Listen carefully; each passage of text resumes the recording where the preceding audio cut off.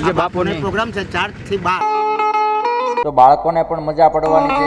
7 વાગે સાંજે.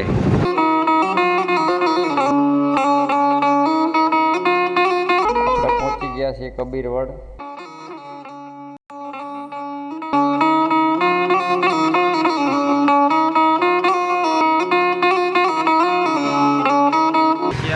આપણે પહોંચી ગયા છીએ કબીરવડ મંગલેશ્વર પ્રિય બાપુના શ્રીમુખે રામકથા તારીખ 4 જાન્યુઆરી 2025 સાંજે 4 વાગ્યાથી 7 વાગે પોથયાત્રા પ્રારંભ થશે. 5 જાન્યુઆરીથી સવારે 10થી 1.5 કલાક સુધી કબીરવડના વાયુમંડળમાં મંગલેશ્વર શ્રી મોરારી બાપુના મુખે રામકથા આપણે ત્યાં પહોંચી ગયા છીએ. આપણે આગળ જોઈશું વિડીયોમાં કઈ રીતનું આયોજન છે, કઈ રીતની વ્યવસ્થા છે, શું છે. તો મિત્રો બન્યા રહ્યો અમારા બ્લોગ. ભવ્ય કથા મંડપ છે જ્યાં મોરારી બાપુના શ્રીમુખે રામકથા બધા શ્રોતાઓને સાંભળવા મળશે. મંડપની તૈયારી જોશમાં શરૂ છે.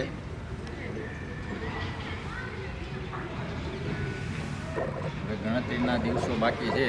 4 તારીખે જાન્યુઆરી 2025ના દિવસે મોરારી બાપુ વ્યાસપીઠ છે, આ કથા મંડપ ડોમ છે, સાઈડમાં બીજી પણ બેઠક વ્યવસ્થા છે. આગળ આપણે જોઈશું રસોડા વિભાગ, વીઆઈપી રસોડા વિભાગ.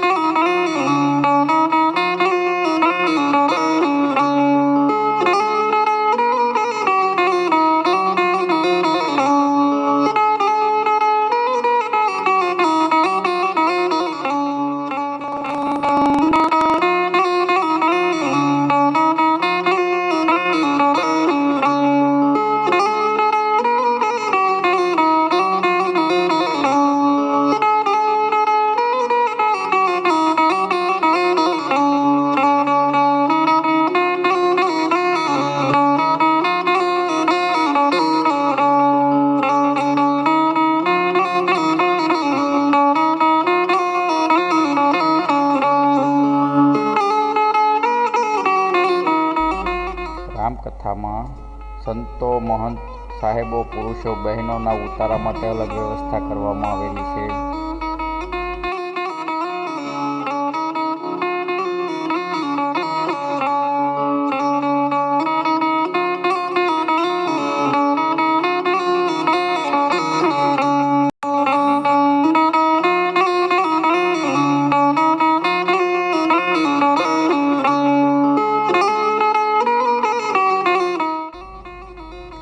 પ્રભુ પ્રસાદ ચિત્રકૂટ ધામ તલગાજડા બહારથી કથા શ્રવણ કરવા આવેલા તમામ શ્રોતાઓ માટે ભોજન વ્યવસ્થા માટે આ મંડપ તૈયાર કરવામાં આવેલા છે.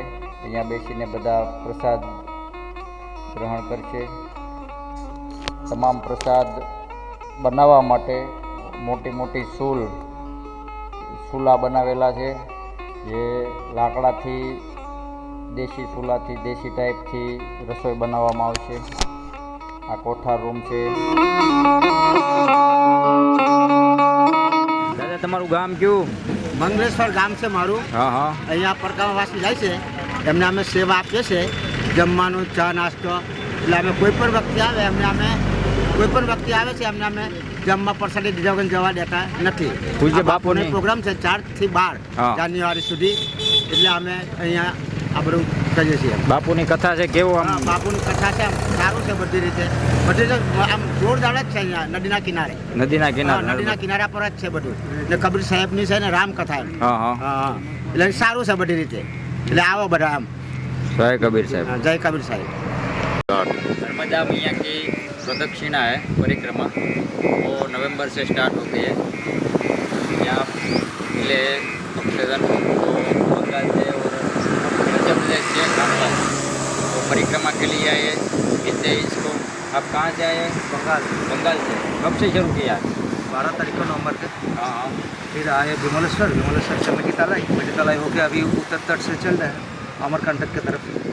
यहाँ उद्गम स्थान है माया का उद्गम स्थान से फिर दक्षिण तट लेंगे और उधर से ओंकारेश्वर जाने से हमारा पूरी हो जाएगा. लगभग 6-7 महीना लगेगा. 6-7 महीना. हाँ, 6-7 महीना. धन्यवाद. शायद एकादशी हो जाने से फिर 4 मास का चतुर्मास आ जाता है. उससे पहले या तो खत्म करो, नहीं तो चातुर्मासों उत्थान एकादशी आश्रम है, फिर अगला जो उत्थान एकादशी आएगा उसमें से फिर शुरू करना पड़ेगा।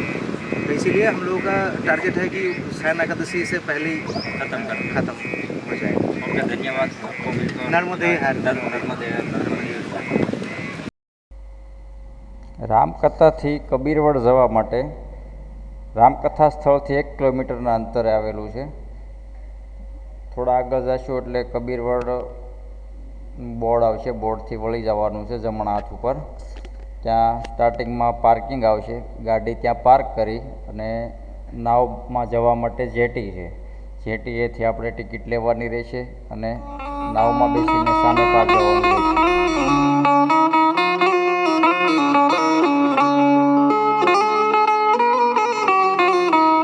ટિકિટ લેવાની રહેશે નાવમાં જવા માટે. શું કાકા ટિકિટના દર શું છે?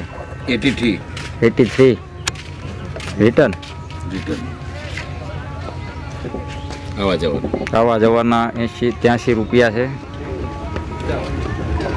5 થી 11 વર્ષના 55 રૂપિયા છે. સામેની સાઈડ કબીર સાહેબનું મંદિર છે, કબીરવડ છે, ત્યાં દર્શન કરવા માટે જઈ રહ્યા છીએ. અહીંયાથી નાવમાં બેસીને જવાનું છે. જય સિયારામ.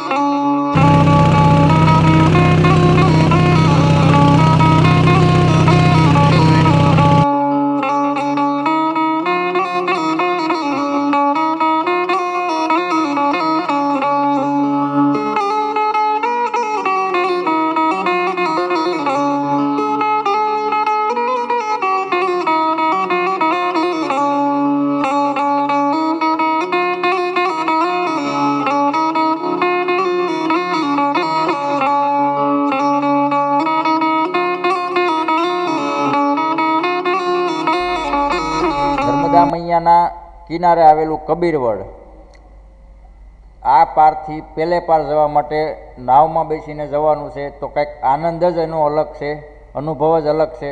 તો બાળકોને પણ મજા પડવાની છે.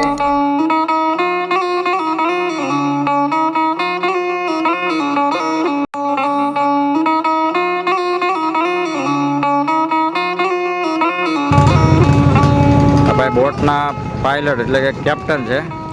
કેટલા પેસેન્જર આમાં ભરવામાં આવે? 40ની કેપેસિટી છે. 45ની કેપેસિટી છે. 40. અને શરૂ કેટલા ટાઈમ સુધી હોય? 7 વાગ્યા સાંજે. 12 માસ કે ચોમાસામાં? વધારે પાણી હોય તો બંધ રાખીએ છીએ, બાકી ચાલુ. વધારે પાણી હોય તો બંધ હોય એમ ને? Okay, thank you.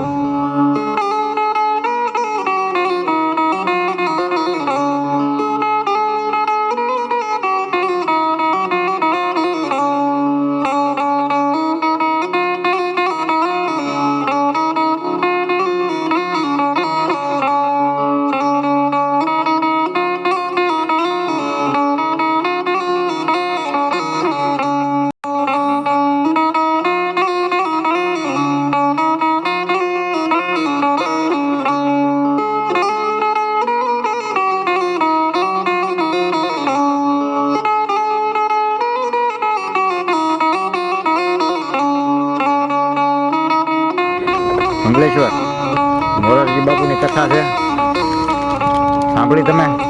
સાંભળી તો નથી, પણ હવે સાંભળવાનું મળશે.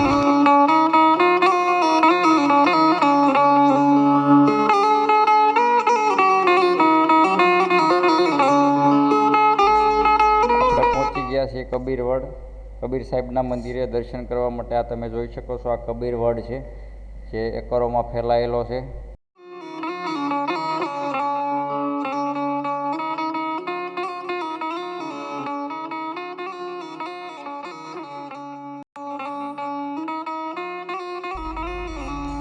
આ છે શ્રી કબીર મહારાજ મંદિર, જે નર્મદા નદીના કિનારે આવેલું છે. એકદમ કુદરતી વાતાવરણમાં વાંદરાઓ પણ બહુ છે, બાળકોને પણ બહુ મજા આવે એવું છે.